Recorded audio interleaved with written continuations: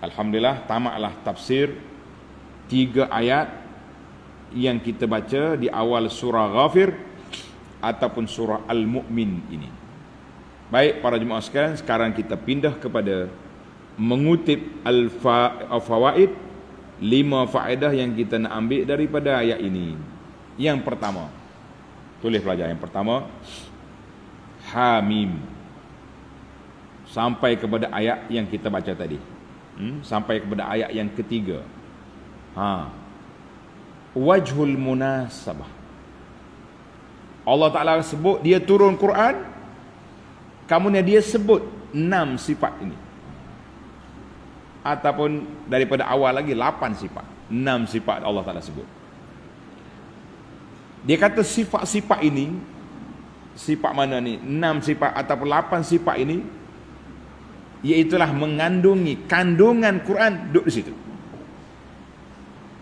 Tulis cepat sikit, panjang sikit ni huraiannya. Dia kata Quran ini ada dalam Quran ada nama-nama Allah Ta'ala dengan sifat-sifatnya. Jadi dalam ayat kita ni ada 8 perkara. Ada dalam Quran cerita-cerita perkara gaib yang lepas, yang akan datang. Dalam ayat ini Allah Ta'ala sebut akan berlaku kiamat, akan berlaku pembalasan, akan berlaku, ada. Yang ketiga, ada cerita tentang nikmat Allah Azza wa Jalla. Ada cerita tentang nikmat Allah Ta'ala. Jadi dalam ayat ni Allah sebut Zit Taul, Allah Ta'ala mempunyai limpah kurnia yang luas. Dalam Quran ada cerita tentang azab. Inna azabi, dalam ayat ni syadidil iqab, ada. Tuan-tuan nak apa? Semua dalam Quran ni terkandung dalam ayat yang kita sebut ni, seolah-olah macam orang panggil poin-poin utama isu dalam Quran. Dia ada cerita tentang keesaan Allah, ada cerita tentang hukum-hukum Allah Ta'ala. Dalam ayat ilaihil masir, tentang hukum Allah, cerita tentang keesaan Allah, la ilaha illahu. Masya Allah, susunan yang begitu cantik dalam Al-Quran ni. Kita kata Alhamdulillah, kata Alhamdulillah. Faedah yang kedua, tak tersusun saya sebut ni, kita susun semula. Yang pertama, cerita tentang nama Allah, sudah ada. Cerita tentang perkara gaib, sudah ada. Cerita tentang nikmat Allah Ta'ala, duduk di Zit Tauli. Cerita tentang azab, duduk di Syadidil Iqab. Nak mengajak manusia supaya bertaubat, maknanya Allah Ta'ala Ghafiriz Zambi, mari bertaubat. Allah Ta'ala cerita tentang keesaan Allah, duduk di la ilaha illahu. Cerita tentang hukum pembalasan, duduk di ilaihil masir. Tulis mulalah. Jadi Allah kata aku turun Quran, ini sifat aku. Tak percaya lagi, rugilah kamu. Baik, kita pergi kepada faedah yang kedua. Allah kata apa? Tanzilul kitab, tanzilul kitab minallah. Allah Ta'ala turunkan Al-Quran ini daripada Allah. Ayat ini menyatakan maha tingginya Allah Subhanahu Wa Ta'ala daripada segala makhluk, dan Al-Quran itu bukan makhluk. Al-Quran bukan makhluk. Sebab apa dia kata bukan makhluk? Sebab dia tanzilul kitabi minallah, daripada Allah Azza wa Jalla. Jadi Allah Ta'ala yang berkata-kata, Al-Quran ini daripada kalamullah. Al-Quran daripada kalamullah. Sifat Al-Quran tanzilul kitab. Kitab, sifat Al-Quran tertulis. Di manakah ditulis Al-Quran? Mula-mula sekali tulis Lauhil Mahfuz. Ditulis di Lauhil Mahfuz. Kemudian Quran yang ada di tangan malaikat yang bawa turun pada Nabi sallallahu alaihi wasallam. Kemudian Quran yang berada di tangan kita sekarang. Walau kita kata kertas tu bukan, kertas tu makhluk, tapi Quran tu kalam Allah. Kertas tu makhluk, Quran tu kalam Allah. Baik. Yang ketiga, Allah Ta'ala sebut dalam ayat ini Al-Azizil Alim. Al-Azizil Alim mengandungi dua nama ini sifat, dua sifat. Dua nama mengandungi dua sifat, iaitu qudrat dengan ilmu.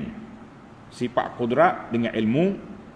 Maka Allah Ta'ala yang menciptakan makhluk, yang menjadikan semua makhluk ini selain daripada Allah, nama dia makhluk. Lemah belakalah, berajak kepada Allah Azza wa Jalla. Karena itulah kata Imam Ahmad bin Hanbal, fatadammanat isbatal qadar. Ayat ini juga mengisbatkan takdir Allah Azza wa Jalla. Sebab Allah Ta'ala yang menetapkan berlakunya perkara ini sampai ke hari kiamat. Ini ayat-ayat Al-Quran ini mengajar kepada kita dalam isu akidah, isu ketuhanan dan isu kenabian. Yang keempat, ghafiriz zambi wa qabilit taubi. Ghafiriz zambi wa qabilit taub.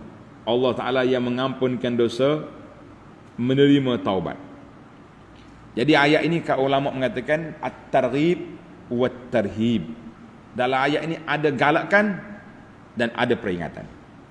Al-wa'di wal wa'id, ada janji yang baik untuk beri syurga kepada orang taat, dan ada janji seksa bagi orang yang tak dengar kata. Mu tak dengar kata, cari penyakit lah kau. Kan? Cari penyakit. Jangan duk cari penyakit kita ni. Baik. Itu dia panggil, Allah SWT cerita kepada kita, ghafiriz zambi, dia ni maha pengampun, dan qabilit taubi, menerima taubat. Maka ayat ini menggalakkan kita sentiasa beristighfar, sentiasa minta ampun kepada Allah, sentiasa bertaubat kepada Allah. Sebab apa? Sebab kita kenal siapa Allah. Kita kenal siapa Allah, maka ketika itu baru kita tahu, kalau aku ni tak taubat, kita rugi. Kita telah mensia-siakan peluang yang diberi oleh Allah Azza wa Jalla. Yang akhir Allah Ta'ala sebut syadidil iqab. Allah Ta'ala juga yang keras dia punya hukuman. Ayat ini al-hazar minat ta'arrudi li'iqabihi, memberi amaran keras, jangan berani, jangan cuba-cuba nak melanggar perintah Allah Azza wa Jalla. Sebagaimana dalam ayat suratul Hijri ayat 49-50 tadi, Nabi ibadi anni anal ghafurur rahim wa anna azabi huwal azabul alim. Dia bagi tahu kepada hamba aku ni baik, tapi hati-hati. Kebaikan Allah Ta'ala tu jangan mengambil peluang nak mengatakan Tuhan tu baik, boleh je derhaka. Tidak mungkin. Jadi dari sinilah kita kena ingat, dua perkara ni mesti jalan serentak. Targhib, tarhib. Galakkan dan juga peringatan. Orang panggil apa ni, raja dan juga khauf. Kena ada dua-dua. Ni kalau kita berani saja, kalau kita ambil raja saja, kita berani buat maksiat sebab Tuhan pengampun.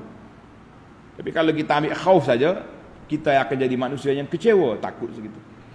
Dalam hadis Nabi sallallahu alaihi wasallam, Nabi bersabda, lamma khalaqallahu al-khalqa, setelah Allah Taala ciptakan makhluk, kataba fi kitabi, Allah Taala ada tulis, bahwa indahu fawqal arsy, Allah Taala tulis apa? Inna rahmati taghlibu ghadabi, rahmat aku mengatasi kemurkaan aku. Wa fi lafzin sabaqat ghadabi, kemurkaan apa ni, rahmat aku mendahului kemurkaan. Kita kata alhamdulillah. Hadis ini dalam Bukhari dan juga dalam Muslim. Kita kata alhamdulillah para jemaah sekalian, Allah dah maklumkan kepada kita bahawa dia pengampun dosa, dia juga yang memberi kemaafan, tapi Allah juga yang mempunyai siksaan. Jangan berani. Maka dalam ayat ini dua-dua ada balasan bagi orang berdosa, syadidil iqab, balasan bagi orang baik, zid tauli. Maka kitanya ambil pendekatan jalan tengah di antara khauf, raja. Jangan berani, jangan kecewa. Alhamdulillah, mudah-mudahan kita selamat di dunia dan selamat di akhirat. Amin ya rabbal alamin. Kita akan sambung lagi perbincangan kita dalam ayat yang keempat siri akan datang. Subhanakallahumma wa bihamdika Asyhadu an la ilaha illa anta astaghfiruka wa atubu ilaik. Wa sallallahu ala nabiyyina Muhammad wa ala alihi wa sahbihi ajma'in. Walhamdulillahi rabbil alamin. Wassalamualaikum warahmatullahi wabarakatuh.